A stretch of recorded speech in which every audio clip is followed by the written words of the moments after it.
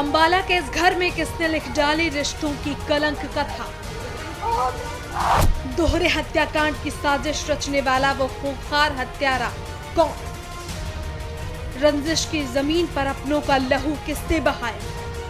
कैसे हुआ double murder mystery का सनसनीखेज खुलासा?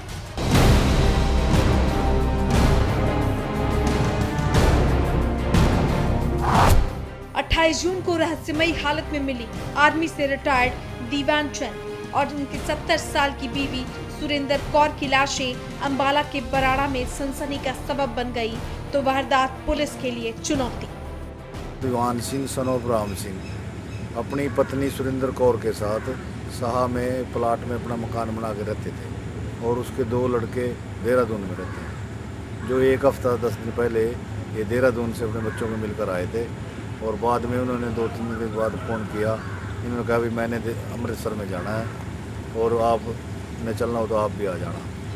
जो उस 2 दिन के बाद फ़ोन नहीं मिला, लड़कों ने शक होया भी माँ बाप के फ़ोन क्यों नहीं मिल रहे। उन्होंने किसी अपने मासी के लड़के रविंदर सिंह को फ़ोन किया भी पता करो क्या बात है। जो उन्होंने प्लाट में जाके पता किया तो वहाँ स्मेल आई उन्होंने, और उसके बाद उन गेट का ताला लगे पड़े और मकान के भी ताले लगे हुए थे। उन्होंने सारी सूचना उनको दी। सूचना पाकर कल हरविंदर सिंह आया ही। हरविंदर सिंह ने रात को अपना बयान अंकित कराया, उसके ऊपर ये केस दर्ज किया है उन्हें।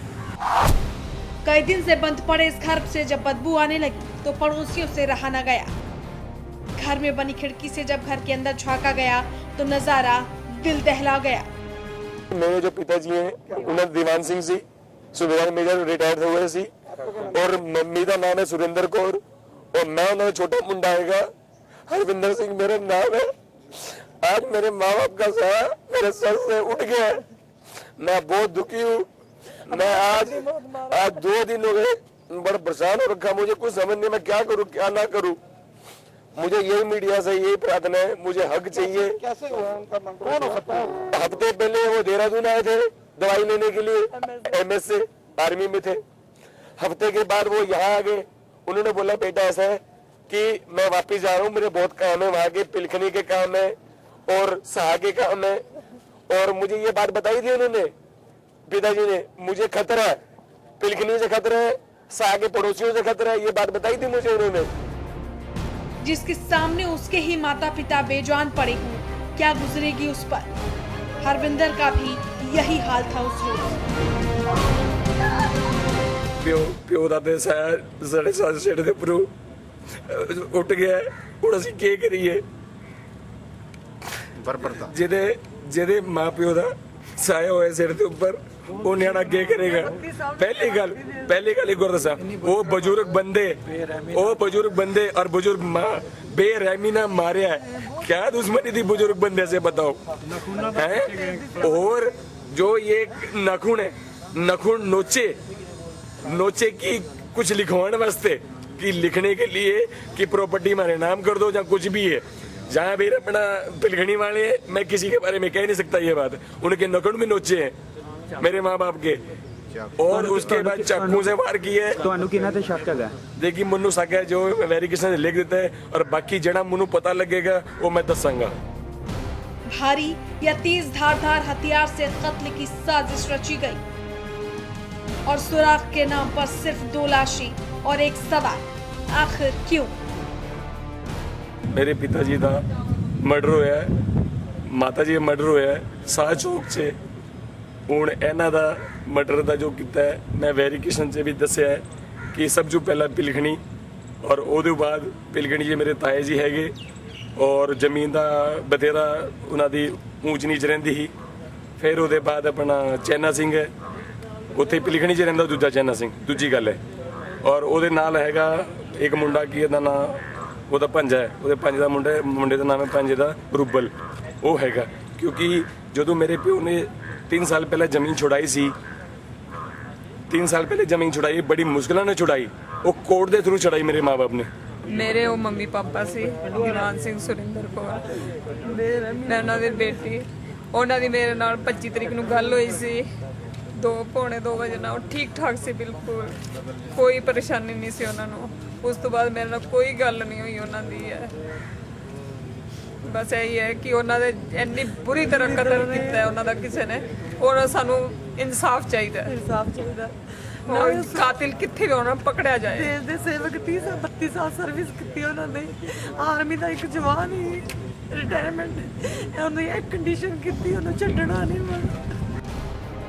लूटपाट या प्रॉपर्टी के विवाद का शक पुलिस तहकीकात की पहली कड़ी बना और रंजिश आखिरी, मगर तफ्तीश के नाम पर पुलिस के हाथ खाली थे। पर हमने सोचा कि कोई बात नहीं, पिताजी छोटी मोटी बातें होती हैं, कंप्लेन भी करवा रखी थी। कंप्लेन करा रखी है और साहब मैं बड़ा दुखी हूँ। तो इस दौरान फिर हमने फोन किया, पिताजी ने 6:30 बजे फोन किया। 6:30 बजे बोला बेटा मैं ठीक हूँ, तू कैसा है? मैं ठीक है। माता ने मुझसे बात करी 6:30 बजे के बाद साहब तो किस चीज का खतरा था इन्हें? क्या उन्हें सब प्रॉपर्टी का खतरा था, उनको लोग परेशान करते थे।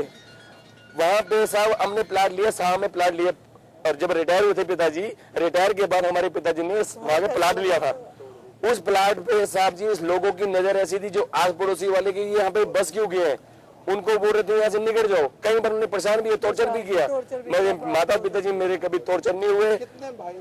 हाँ जी, हम दो भरा हैं जी। किसने मारा, क्यों मारा, मारा तो कब मारा?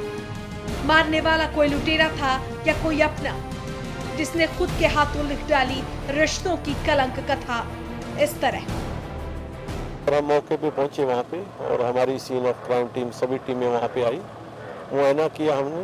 और इनके जो बेटे देहरादून में रहते थे उन्होंने हमें सुबह स्टेटमेंट दिया, और स्टेटमेंट के अनुसार हमने इस पे FIR दर्ज कर दी और आगे की कार्रवाई हमने शुरू कर दी है।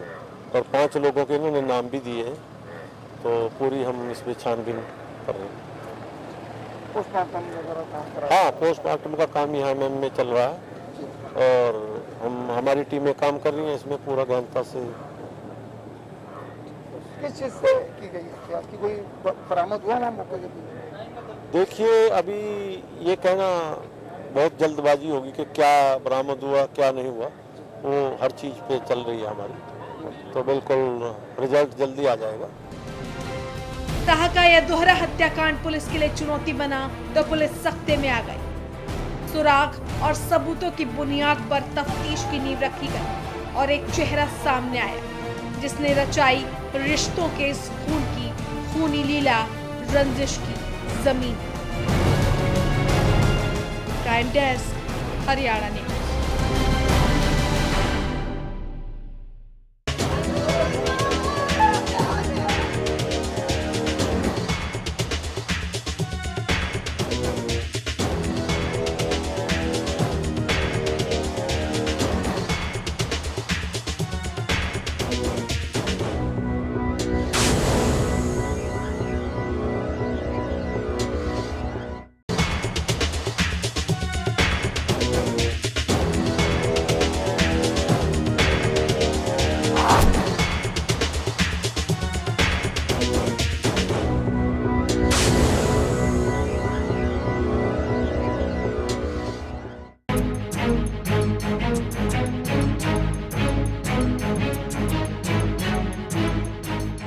देखिए, मिलिए, जानिए और पहचानिए, तब सोचिए कि क्या बेटा अपने ही माता पिता का खून कर सकता है भला? नहीं, हरगिज नहीं। सोचता हूँ तो कलेजा कांप उठता है, देखता हूँ तो नफरत का सैलाब दिल में तूफान बनकर उमड़ने लगता है, और पहचानना चाहता हूँ तो यकीन नहीं होता कि रिश्तों की कलंक कथा लिखने वाला कातिल कपूत ही था, कोई और नहीं।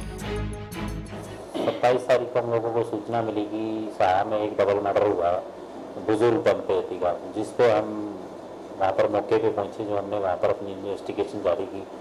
जो हमें वहाँ से कुछ ऐसे डाउटफुल सोर्सेज मिले हमें, जिस पर हमने वहाँ अपनी इन्वेस्टिगेशन जारी करके उसके बाद हमें ये डाउट हुआ कि भी, और पता लगाया कि भी ये क्या किस लिए इनके मर्डर हुए हैं।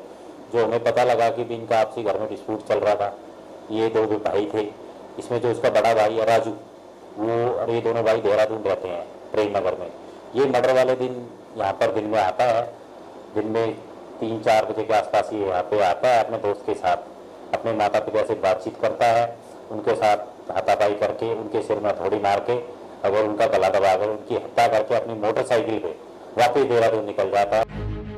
साहा में दोहरे हत्याकांड की गुत्थी सुलझी तो एक चेहरा सामने आया जिसने इस डबल मर्डर मिस्ट्री की साजिश का पूरा ताना बाना बुना था। यह है राजू, मकतूल दीवान का बड़ा बेटा। यही है वो कपूर जिसने लिखी रिश्तों की कलंक कथा अपने ही हाथों। दिन में 3-4 बजे के आसपास ये यहाँ पे आता है अपने दोस्त के साथ, अपने माता पिता से बातचीत करता है, उनके साथ हाथापाई करके उनके सिर में थोड़ी मार के और उनका गला दबाकर उनकी हत्या करके अपनी मोटरसाइकिल पे वापस देहरादून निकल जाता है। जो इसने अपने रिव्यू में बताया कि मेरे पिताजी माताजी मेरे छोटे भाई की तरफ ज़्यादा रुझान थे, उनको ज़्यादा सपोर्ट करते थे, मुझे नहीं करते थे। इस कारण मैं काफ़ी समय से अपने अंदर जेलसी रख रहा था और मुझे आर्थिक सहायता उसको ज़्यादा करते थे, मुझे नहीं करते थे। मैं इस चीज़ को लेके बहुत अंदर से जलता था। मैं इस जल्द के कारण मैंने अपने माता पिता की मर्डर कर दिया। दीवान और सुरेंद्र कौर का हरविंदर से प्यार दुलार राजू को भाता नहीं था। उसने अपने जहन में ये बात बैठा ली कि पिता दीवान और माँ सुरेंद्र उसके छोटे भाई से ज्यादा और उससे कम प्यार करते हैं। इसी खलिश ने रंजिश की जमीन तैयार की और राजू कातिल बन बैठा अपने ही माँ बाप का। पुलिस को अपनी जो इन्वेस्टिगेशन पार्ट है अपने सोर्स से या अपने इनकी पूछताछ में या अपनी इनकी CDR चेक करने से, इनकी प्रेजेंस चेक करने से, कहाँ थे कहाँ बताए थे, पूछताछ में इन्होंने काफ़ी इनसे हमने पूछताछ करी, अपने जो सोर्स है उनको इलेक्ट किया। तो इसने जब इससे हमने पूछताछ की तो और भी घर वालों से पूछताछ की तो इसने अपनी पूछताछ में जब हमने सख्ती से पूछा तो इसने एक्सेप्ट कर लिया कि मैंने ऐसे मैंने और मेरे दोस्त ने मिलकर अपने पिताजी और माताजी का दोनों का मर्डर किया।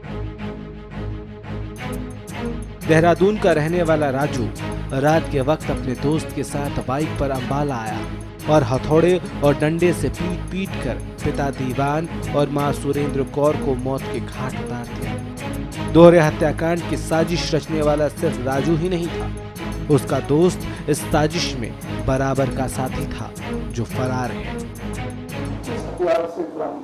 इन्होंने वहीं से घर में रखी हथौड़ी उठा के अपने पिताजी के सिर में मारा, अपनी माताजी के डंडा मारा, जो उसका दोस्त था उसने साथ में, और गले की चुन्नी डालकर गला दबा कर उनकी हत्या कर दी। अभी इसमें कितने लोग गिरफ्तार? अभी इसमें जो उनका राजू है ये गिरफ्तार किया है, दूसरा साथी गिरफ्तार करना बताया है। आज इसको गिरफ्तार किया है शाह चौक से 4:15 बजे हम लोगों ने। इसको कल हम कोर्ट में पेश करेंगे, इसका पुलिस रिमांड लेंगे और इसके दूसरे साथी को गिरफ्तार करेंगे और इसकी पूरी सच्चाई को गहनता से जांच की। क्या करता है ये राजू काम करता है, ये ट्रैवलिंग का काम करता है, ट्रांसपोर्ट का, और वहाँ पर प्रेमनगर देहरादून में इसके तो एक टाटा पिकअप है जिसको ये लोकल चलाता है माल लोडिंग के लिए। किनका मर्डर वो क्या करते थे? क्या वो एक बुजुर्ग दंपति आर्मी से रिटायर्ड थे, यहाँ पर शाह में अपना उनका 1000 गज का प्लॉट थे, उसमें रहते थे। एक छोटी सी गलतफहमी खलिश बनी, खलिश रंजिश बनी और रंजिश साजिश। इसी साजिश ने लिख डाली कत्ल की पूरी कहानी, जिसे सुनकर नफरत से भर जाता है हर कोई। कहता है कि ऐसी औलाद से बे औलाद होना अच्छा। आप क्या कहते हैं? Crime desk, Haryana news.